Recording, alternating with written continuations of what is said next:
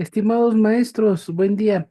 Vamos a ver esta segunda unidad que es sobre el diseño de las bases de datos distribuidas. Y bueno, aquí vamos a ver algunas consideraciones, lo que son los diccionarios de datos, cómo sirve, para qué sirve, la diferencia entre una base de datos normal a una base de datos distribuida, cómo se almacenan los datos. eh, y dentro de esta razón, tenemos que ver la parte de, se puede decir, la parte física de cómo diseñar la base de datos. Algo más lógico que nos va a ayudar a, a diseñar la base de datos. Bueno, vamos a ver este tipo de consideraciones cuando nosotros diseñamos el esquema conceptual sobre la base de datos, es de cómo vamos a describir la base de datos distribuida.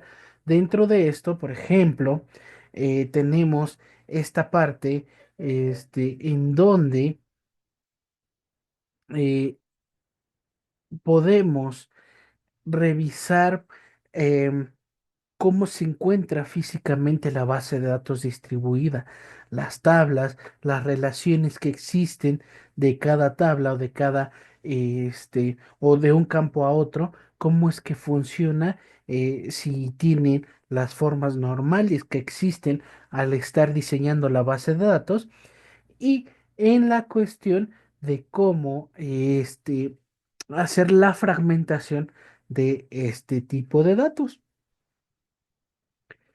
Bueno, el diseño físico de la base de datos quiere decir que es mapear el esquema conceptual en las áreas de almacenamiento de los datos y determinar cuáles serían sus métodos de acceso. ¿Esto para qué, maestros? Porque consideremos la jerarquía de, de niveles que existe en una empresa. Entonces, dentro de esto, los métodos de acceso que pueden obtener este, los, los empleados puede ser diferente. Dentro de esto, también debemos de conocer, como les repito, la jerarquía de,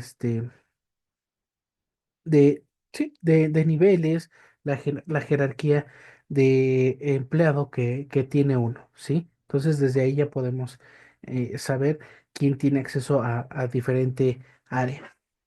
Los problemas al estar diseñando la base de datos distribuidas, en primero es el diseño.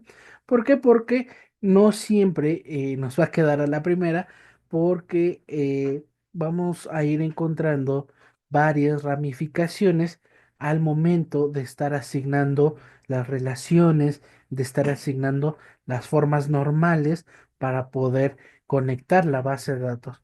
El proceso y optimización de consultas. Es obvio que cuando necesitamos algún tipo de consulta o algún tipo de procesamiento o transacción de datos, lo queremos de una manera eficaz y rápida. Manejo de transacciones y control de concurrencia. Son algunos detalles que podemos tener. La diferencia entre base de datos y una base de datos distribuidas, eso es cuando fragmentamos los datos. Quiere decir que cómo dividimos esa base de datos y en cuántas partes o en qué partes vamos a fragmentar la base de datos. En la asignación, en dónde vamos a ubicar cada parte o cada fragmento de esa base de datos. Dentro de el diseño de la base de datos, debemos de hacer los casos de uso, en el cual el cliente, que en este caso en un diseño de casos de usos, sería el actor de cómo el cliente puede utilizar un sistema manejador de base de datos para que él haga su transacción, ¿sí? Por eso necesitamos también este tipo de casos de uso. Dentro de nuestro diseño debemos de tener nuestro diccionario de datos. ¿Por qué? Porque necesitamos los conceptos enlistados y organizados de todos los datos que pertenece o de los que pertenecen a la base de datos para que tengamos una mayor eficacia en la búsqueda de esos datos, ¿sí? Cuando estamos organizando los datos, es obvio que vamos a poner llaves primarias, llaves foráneas, ¿sí? Y dentro de estas llaves foráneas o primarias, vamos a encontrar de una manera más rápida ese dato que necesitamos o podemos hacer una consulta mucho más rápido teniendo ese dato preciso de una llave primaria o de una llave foránea.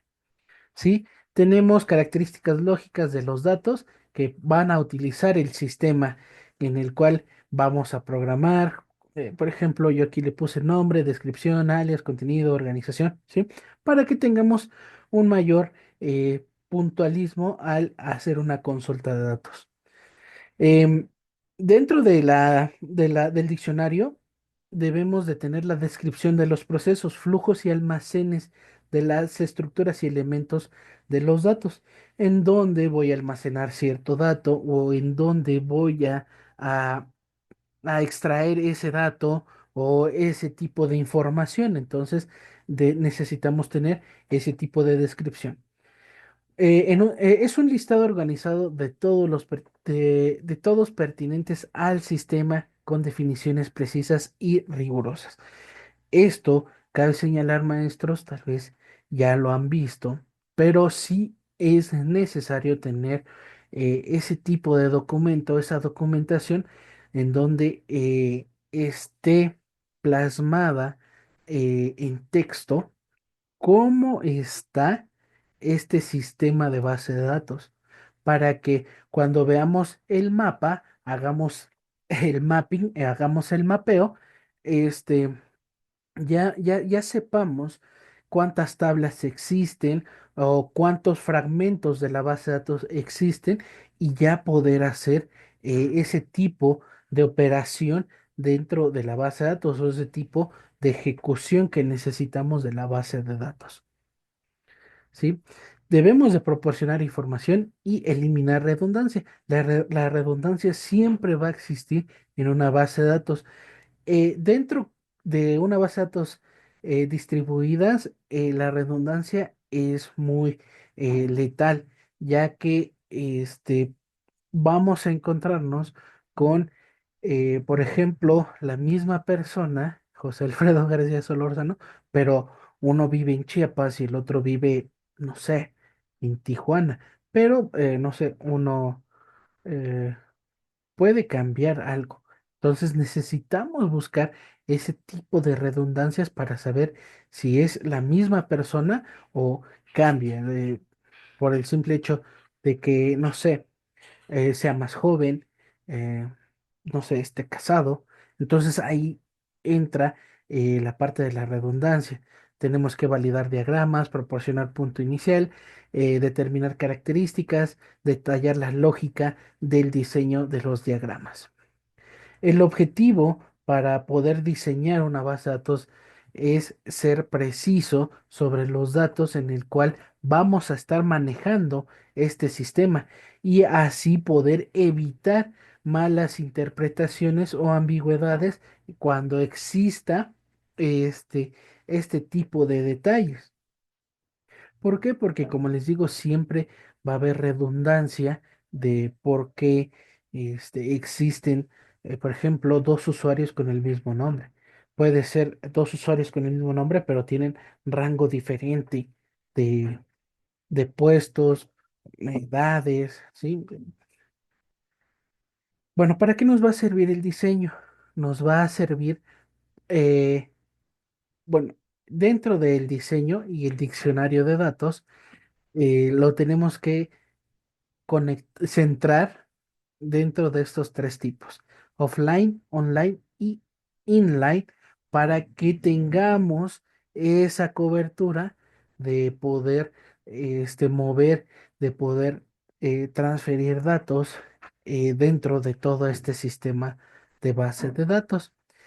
Y los almacenes de datos, tenemos un data warehouse, los productos de rentabilidad. Este es uno, ¿no? Un ejemplo de cómo se podría hacer un diseño para que podamos entender este, la base de datos distribuidas. ¿Sí? Y bueno, estimados maestros, esto es la unidad 2 que se trata del diseño de base de datos.